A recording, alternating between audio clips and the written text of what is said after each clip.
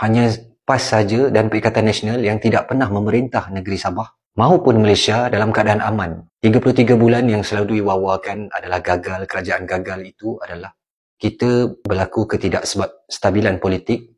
Dalam masa yang sama, kita mengalami satu pandemik COVID yang di mana semua sedia maklum kat segala-galanya.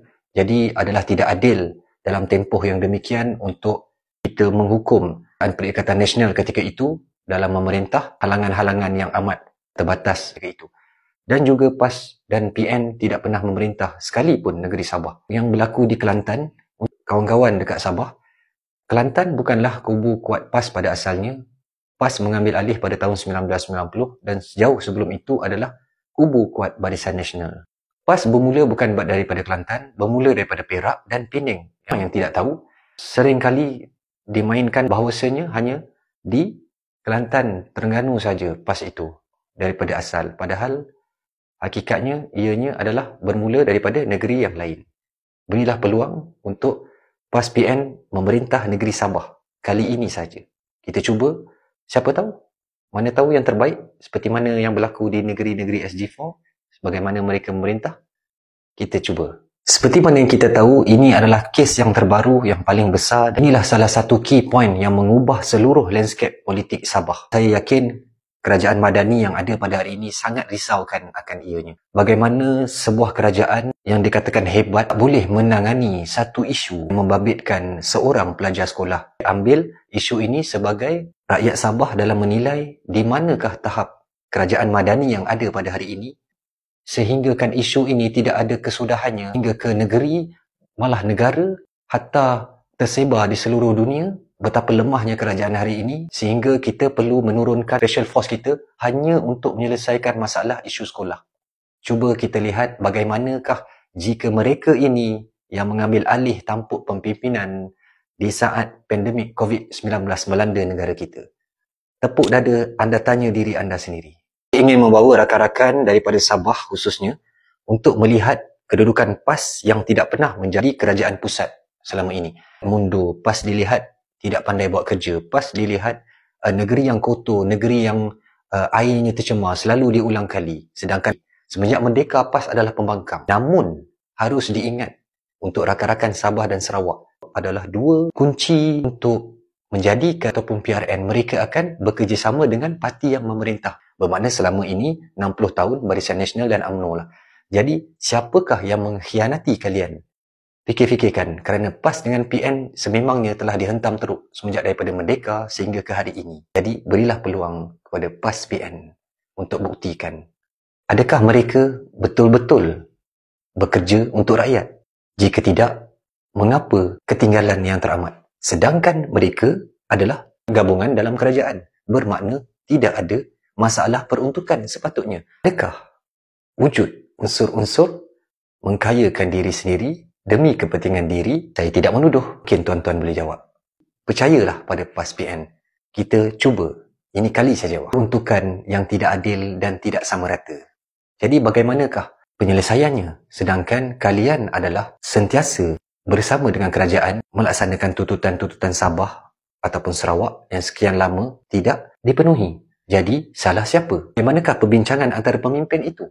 Adakah wujud penyelewengan dan sebagainya? Kita tidak menuduh. Bagaimanakah sebuah kerajaan negeri yang berjaya menjadi sebahagian daripada kerajaan pusat juga mengalami masalah peruntukan? Jadi kepada rakyat Sabah, fikir-fikirkan. Hanya PAS dan PN tidak pernah terlibat sama sekali.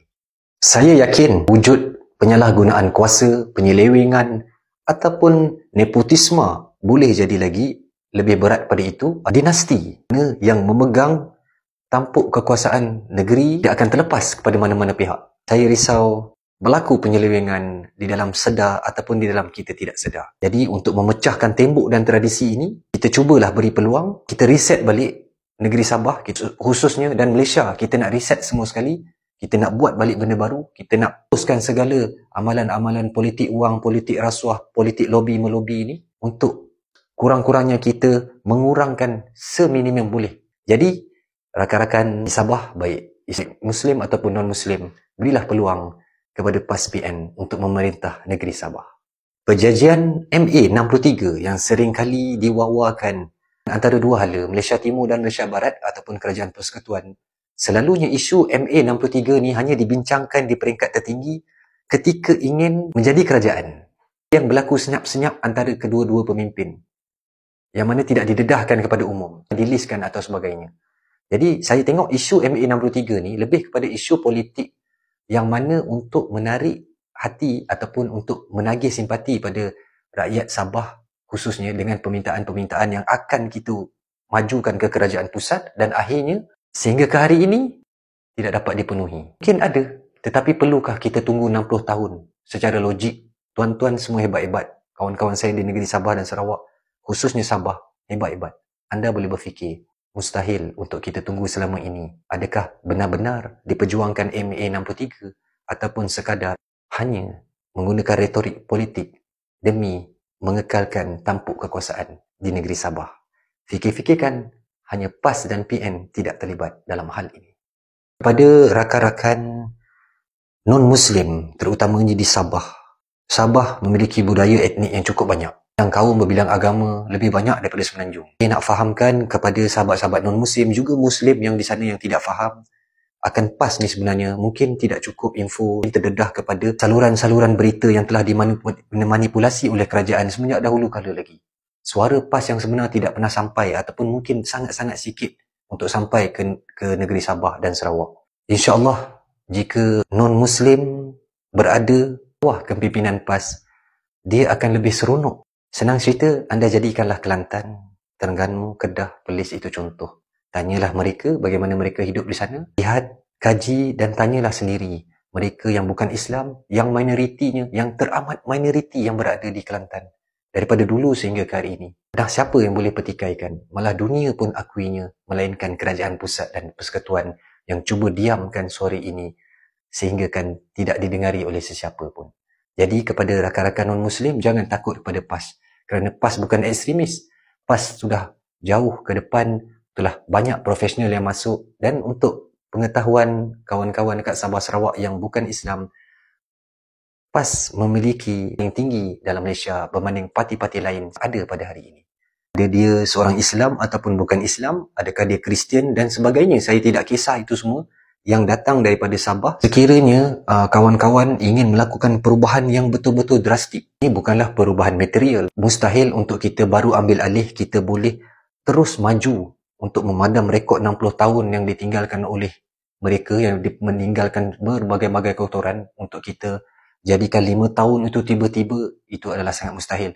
Tapi mengambil alih yang terbaru, sekurang-kurangnya kalian semua, baik Islam ataupun bukan Islam, saya yakin kamu mesti mahukan pemimpin yang berintegriti, yang amanah, yang turun kan hanya apabila ditelefon. Usaha untuk turun sendiri, berusaha untuk mencari sesuatu peruntukan dan sebagainya. Jalankan tugas dengan adil dan saksama. Tidak ada satu pun di kalangan pemimpin dalam PAS PN, insyaAllah tidak akan melakukan sebarang cak amanah atau khianat dan sebagainya. Mereka walaupun tidak dapat peruntukan semenjak dahulu, mereka sanggup mengeluarkan duit ringgit sendiri. Maklumat kawan-kawan semua, bukan senang benda-benda macam ni tak akan dapat dekat dalam TV, dalam berita, dalam utusan dan sebagainya, tak akan dapat. Kita sendiri cari maklumat tu. Kalau kita nak betul-betul pemimpin yang adil, yang taat pada perintah agama, yang ada timbang tara dosa dan pahala dan sebagainya, insya-Allah PAS PN boleh melakukan perubahan itu untuk kita mengelak sekurang-kurangnya tidak ada pecah amanah, tidak ada penyelewengan, tidak ada lobi-melobi, tidak ada kezaliman yang berlaku, tidaklah buat kerja ketika nak dekat pilihan raya saja, tidaklah, dan tidaklah seperti mana yang kalian semua dah muak dengan segala-galanya. Saya faham kerana saya pernah duduk dekat sana. Saya tahu kesusahan anda bagaimana dan saya tahu keperitannya macam mana. Terima kasih. Jangan lupa undi PAS PN. Sini saya cuba memahamkan kawan-kawan dekat Sabah Sarawak. Dekat dalam Malaya ada PAS, ada Bersatu, ada Amanah, ada PKR, ada DAP, ada Parti Orang Melayu, ada Orang Melayu dan Orang Islam. Jadi juga untuk kawan-kawan non-Muslim yang saya nak bagi faham, dalam ramai-ramai ini, hanya PAS PN saja tidak berlaku sebarang apa saja salah guna kuasa, penyelewengan, rasuah, pecah amanah dan sebagainya. Dasar yang tidak pernah berubah semenjak dahulu, semenjak merdeka, semenjak asas penubuhannya sehingga ke hari ini, tidak pernah berubah dan masih lagi mengekalkannya hanyalah PAS PN. Jadi insya-Allah bahawasanya PAS dengan PN jelah ada timbang tara yang sentiasa muhasabah, adanya dan tahu sebenar-benarnya yakin akan adanya dosa dan pahala dalam memerintah. Okey, hanya PAS dengan PN sajalah satu-satunya parti yang tidak pernah merebut kerusi dalam pemilihannya bertolak-tolak untuk menjadi pemimpin, melainkan jika diterima menjadi tanggungjawab untuk dilaksanakan dengan penuh amanah. Pilihlah PAS dan PN. Okey, seperti mana saya kecam sebelum-sebelum ni lah. Okey, saya suka bercakap dengan benda yang kita nampak di TV, tidak fitnah, tidak apa. Banyak sangat video dia. Dahulu dia kata lain, sekarang dia kata lain. Dahulu dia janji lain, hari ini dia tidak mampu menunaikan janji, malah dia berpusing-pusing. Anda sendiri tahu sebenarnya, anda faham. Itulah tanda-tanda pemimpin yang tidak baik. Daripada segi moralnya sekalipun, dia tidak layak sama sekali untuk menjadi seorang khalifah. Apatah lagi seorang namanya Khalifah Agung yang dilantik baru-baru ni, yang meloyakan tekak apabila mendengarnya. Moralnya dia tidak layak untuk menjadi pemimpin atau Perdana Menteri bagi sebuah kerajaan dengan kata yang janji yang ditepati. Dengan apabila dia berada di Sabah Sarawak, dia akan bercakap macam ni, dia akan di sini dia cakap macam ni. Dia bukan meraihkan, tapi dia lebih kepada sesumpah. Apabila dia pergi ke Amerika, dia jadi Amerika. Untuk sahabat-sahabat non-Muslim sekali, dia tengok ada belakang dia jemput Trump. Ini bukan soal agama, ini bukan soal apa. Tapi di manakah prinsip beliau? Di manakah nilai? Isu agama sekarang ini, dia telah menjadi isu kemanusiaan, humanity. Anda tak perlu menjadi seorang Muslim untuk menyokong Palestin. Anda lihat saja apa yang terjadi di sana. Bagi saya, dia adalah seorang pemimpin yang tidak ada langsung sifat negarawan. Kalau tuan-tuan, kawan-kawan dekat Sabah tengok, setiap ucapannya mesti ada akan salahkan kerajaan terdahulu, akan salahkan orang lain. Berucap penuh dengan politik di dalam apa jua lapangan pentas yang cuba beliau sampaikan, pasti akan selit bab politik. Kiralah di mana saja, di pentas kerajaan, swasta hingga kan ke sekolah sekalipun. Ini adalah contoh yang amat tidak baik.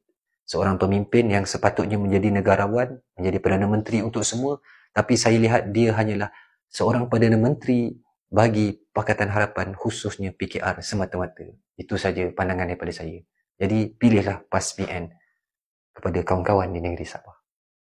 Okey, yang ni saya suka sebab yang ni saya rasa adalah poin khas saya nak bagi untuk kawan-kawan Sabah dan Sarawak, khususnya negeri Sabah. Selalunya kerajaan-kerajaan yang memerintah, sebaik saja menang mandat di negeri Sabah ataupun Sarawak, mereka akan, ataupun sebelum sebelum kempen, bermulanya kempen untuk pilihan raya tertentu, siri-siri tertentu, mereka selalunya akan mendendangkan parti kita untuk orang kita. Parti Sabah untuk Sabah, parti Sarawak untuk Sarawak, Borneo untuk Borneo, seperti mana yang telah digunakan Jepun dulu, Jepun dulu, Asia untuk Asia, begitulah digunakan untuk memainkan naratif. Bagi saya adalah satu stigma perpecahan. Bagi saya ianya adalah menjurangkan, menjauhkan lagi hubungan antara Semenanjung dan Malaysia Timur. Saya duduk dekat sana lama, baik Sarawak, baik Sabah. Sememangnya berlaku antara kita ni jarak antara tradisi, antara cuba bersaing sama sendiri dalam senyap. Mungkin bila kami duduk sana, mungkin ada prejudis. Begitu juga bila Sabah duduk sini, ada prejudis. Tetapi bagi saya, itu sebenarnya tidak menjadi isu. Itu personal. Bagi saya, apabila seorang pemimpin menggunakan idea itu, secara tidak langsung, dia telah mewujudkan stigma bahawasanya Semenanjung, Sabah Sarawak, sedangkan kita berada dalam satu Malaysia. Kita berada dalam satu bendera yang sama. Soal pengkhianatan apa saja, kalau anda nak marahkan saya, anda tengok balik poin-poin saya tadi. Parti manakah yang dominan, yang memerintah sejak merdeka sehingga hari ini? Dan ingat poin saya yang pertama, PAS dan PN tidak pernah memerintah kerajaan pusat sama sekali dan tidak pernah berunding terus antara Sabah dan Sarawak akan melalui perjanjian MA63 dan sebagainya. Marahlah kepada mereka. Jadi, apakah rasionalnya parti kita untuk kita, parti Semenanjung untuk Semenanjung? Adakah itu benar-benar memperjuangkan nasib rakyat di negeri Sabah? Atau ianya adalah salah satu key point selain daripada menunggang isu MA63 tadi adalah untuk mengekalkan kuasa bagi mereka secara tradisi turun-temurun hingga menjamin, mana tahu 7 keturunan terus memerintah, terus mengaut hasil negeri, yang kaya terus kaya, yang miskin terus miskin, seperti mana tadi. Saya tidak menuduh siapa-siapa di dalam video saya ini. Saya hendak kawan-kawan saya di Sabah, khususnya memikirkan sedalam-dalamnya apa yang saya cakap. Terima kasih. Undilah PAS PN. Khususkan untuk sahabat-sahabat saya yang bukan Islam yang ada di negeri Sabah dan juga Sarawak amnya. Jika satu-satu kumpulan itu di sini parti memegang betul-betul dasar Islam. Islam itu adil untuk semua. Islam itu memang sememangnya untuk semua. Okey, dekat sini saya tahu isu ni sensitif. Saya bukan nak mendakwah ataupun apa-apa saja. Saya untuk beri kefahaman kepada kawan-kawan Kristian yang sememangnya majoriti dekat Sabah tu ramai dekat pelosok-pelosok, dekat Gula-Belah Gunung Kinabalu, Ranau, Penampang apa semua ramai kawan-kawan saya dulu Kristian. Ini bukan cerita pasal agama. Ini cerita pasal di mana hak kalian jika Islam tu benar-benar diangkat. Jika seseorang itu ataupun kepimpinan itu mengangkat dasar-dasar Islam itu, ada sejarah yang lalu, mereka lebih menyukai duduk di bawah kepimpinan khalifah ataupun Islam daripada duduk di tempat mereka yang seagama dan sebangsa mereka. Tanpa saya meremehkan tuan-tuan dan puan-puan, bukan. Saya tidak meremehkan. Saya nak menunjukkan, saya nak membuka hati tuan-tuan dan puan-puan bahawa PAS bukanlah satunya parti agama yang memaksa kalian untuk bertukar agama secara paksa. Jika ada itu bukan PAS, itu bukan PAS, itu bukanlah orang Islam namanya. Tidak ada paksaan. Nilai hak bukan Islam wajib bagi pemerintah untuk menjaganya. Kamu yang bukan Islam, yang ada di Sabah, Sarawak atau di mana saja di belahan dunia ni, ada di dalam hak kamu ada di dalam Islam. Sekiranya PAS itu benar-benar mengangkat Islam, insya-Allah hak kamu akan terpelihara. Dan kamu jangan risau. Kamu tidak akan dikenakan apa-apa tindakan. Kamu bebas melaksanakan seperti mana sekarang ini. Jangan risau. Selagi mana kita buat benda yang betul, ngamalkan tradisi kita, kamu tak perlu risau dengan PAS dan PN.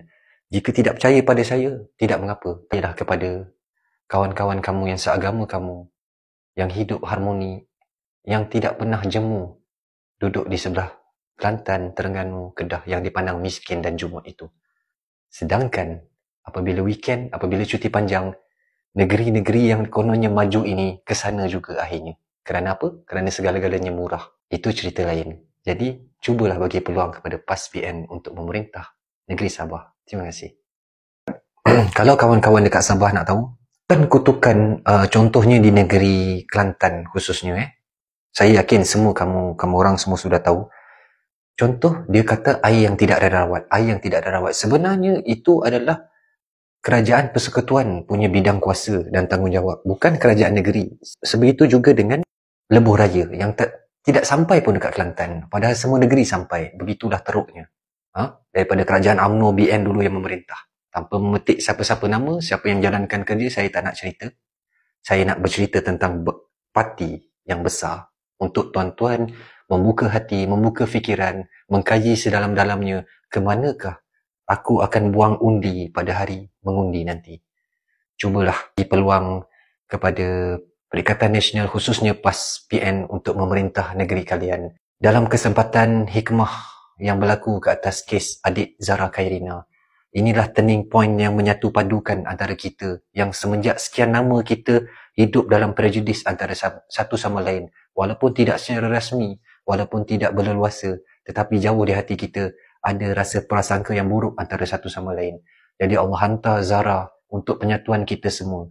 Jadi dekat sini bukan kerana isu Zara, tetapi mungkin Allah nak buka hati kita untuk kita bersatu, untuk kita buat penyatuan ini. Mana tahu kalian yang mengundi ini akan tercatat satu hari nanti antara orang-orang yang melakukan perubahan yang besar kepada negeri Sabah dan juga Sarawak. Khususnya di negeri Sabah. Setelah sekian lama, corak pemerintahan yang lebih harmoni, lebih bertanggungjawab, lebih hebat dan sebagainya. Jadi berilah peluang kepada Perikatan Nasional untuk memerintah negeri kalian. Faham, Islam tidak menindas. Yang menindas adalah orang Islam yang tidak mengikut cara Islam. Ingat kawan-kawan, yang menindas adalah orang yang menunggang agama Islam tanpa partinya berdasarkan Islam. Orang Islam itulah yang rosak. Bukan Islamnya, bukan kitabnya. Apapun berbalik kepada individu itu. Jadi lihatlah sesiapa, lihatlah sejarahnya, lihatlah backgroundnya, lihatlah partinya bagaimana. Lihatlah siapa yang mengkhianati kalian sekian lama. Bukanlah PAS, bukanlah PN. Kembali kepada poin saya yang pertama. PAS dan PN tidak pernah memerintah sekalipun kerajaan pusat. PAS dan PN tidak pernah sekalipun memerintah Sabah. Dan harus diingat, PAS dan PN bukan bermula di Kelantan. Sebaliknya sedikit demi sedikit sehinggalah Kelantan itu telah pun 30 tahun bersama PAS. Begitu juga dengan Sabah. Kita harapkan sedikit demi sedikit itu, lama-lamanya kita akan memakmurkan negeri Sabah tanpa kita membelakang atau meninggalkan siapa-siapa. Baik Islam ataupun bukan Islam, semuanya hidup harmoni di dalam satu pemerintahan yang bersih, aman, makmur, bahagia, stabil, berintegriti, beramanah, insya-Allah segala-galanya di atas ketentuan Allah. Benarlah kata Tuan Guru Tuan Ibrahim Tuan Man, bahawasanya saya di sini hanya mampu berhujah, hanya mampu memberikan fakta, hanya mampu memberikan poin-poin. Sebaliknya hanya Allah yang membuka hati-hati kalian. Ya, saya di sini bukan untuk mengajar, saya di sini untuk berkongsi dengan kawan-kawan di Sabah. Saya tidak pandang anda Kristian, saya tidak pandang anda Islam. Saya pandang anda satu rakyat negeri Sabah. Dan saya harapkan negeri Sabah buat pertama kali dan julung kalinya dalam sejarah, dan anda semua adalah sebahagian daripada sejarah yang boleh memutarkan negeri Sabah itu daripada pemerintahan lama ke pemerintahan baru yang lebih stabil dan adil untuk semua. Okey, itu saja daripada saya. Assalamualaikum dan salam sejahtera. Selamat mengundi kepada rakyat negeri Sabah. Undilah Perikatan Nasional PAS PN. Bye-bye. Tuan-tuan, kami boleh ceramah je, boleh beritahu, boleh hujah, tapi yang menggerakkan hati tuan-tuan Allah. Innaka la tahdi man ahbabta walakinna Allah yahdi man yasha.